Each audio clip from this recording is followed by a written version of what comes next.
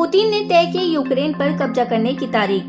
रूस की सत्ताधारी पार्टी ने 4 नवंबर को यूक्रेनी इलाकों को अपने साथ मिलाने के लिए वोटिंग कराने की घोषणा की।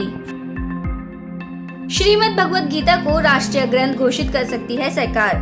राष्ट्रगान और राष्ट्रगीत के साथ ही भारतीयों को राष्ट्रीय ग्रंथ भी जल्द ही मिल सकता है। भारत सरकार श्रीमद् भगवत गीता को राष्ट्रीय ग्रंथ घोषित करने पर विचार कर रही है। राहुल गांधी ने यात्रा के दौरान अनीता के परिवार से की मुलाकात। राहुल गांधी ने अपने भारत जोड़ो यात्रा के दौरान अनीता के परिवार के सदस्यों से मुलाकात की, जिन्होंने नीट परीक्षा में असफल होने के बाद आत्महत्या कर ली। अनीता के माता पिता नीट परीक्षा को खत्म करने के लिए संघर्ष कर रहे हैं। 10 फीट लंबा अजगर लड़ रहा है जिंदगी की जंग। पिछले महीने वन विभाग के सहयोग से रॉ द्वारा 10 फीट लंबे इंडियन रॉक पाइथन को कई फ्रैक्चर और खुले घावों के साथ बचाया गया था। डॉक्टर रीना देव के मुताबिक प्लास्टिक सर्जरी के बाद अजगर को 3 महीने तक ऑब्जर्वेशन पे रखा जाएगा। टैक्स चोरी और राजनीतिक फंड के सिलसिले में इनकम टैक्स ने की सायन और बोरीवली इलाकों में छापेमारी। आयकर विभाग ने देश के अलग अलग राज्यों में छापेमारी की है। ये छापेमारी पॉलिटिकल पार्टियों के ऑफिस पर की जा रही है। महाराष्ट्र में 4 ठिकानों पे हो रही छापेमारी में लगभग 56 अधिकारी मिलकर छापेमारी कर रहे हैं। इसकी खास बात ये है कि इस मामले में मुंबई की झोपड़पट्टियां भी रडार पर है। ब्रिटेन के प्रधानमंत्री लीज ट्रस ने किया ऐलान, सरकार घरेलू स्तर पर ऊर्जा की कीमत करेगी कम। लीज ट्रस ने गुरुवार को कहा, उनकी सरकार घरेलू स्तर पर और व्यवसायों के लिए उपयोग की जाने वाली ऊर्जा की कीमतों को कम करेगी।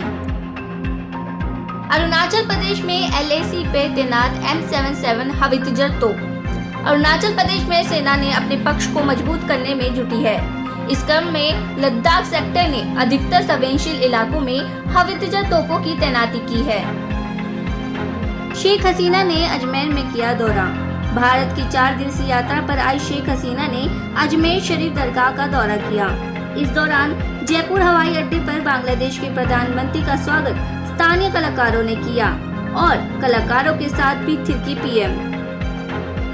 सुशील मोदी ने नीतीश के एक और मंत्री पर लगाए आरोप। सुशील मोदी ने खनन माफियों का राजद से संबंध होने का दावा किया है।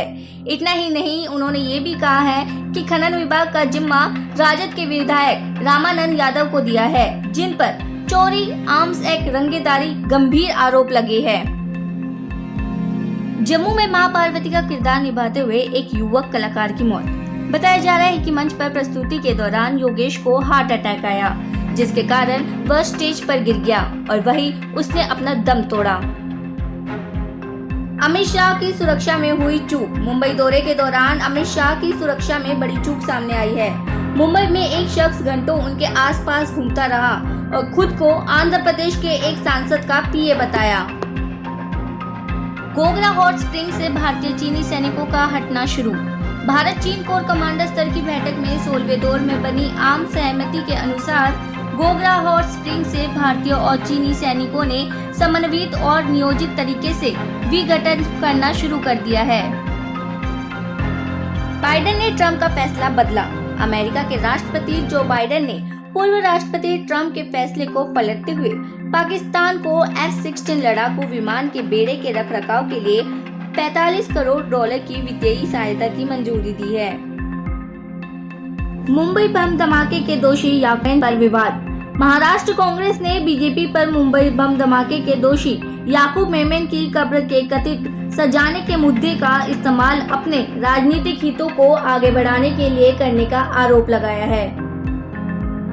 पार्क में पिटबुल ने बच्चे पर किया जानलेवा हमला। गाजियाबाद में एक पिटबुल ब्रीड के डॉग ने 11 साल के बच्चे पर जानलेवा हमला किया।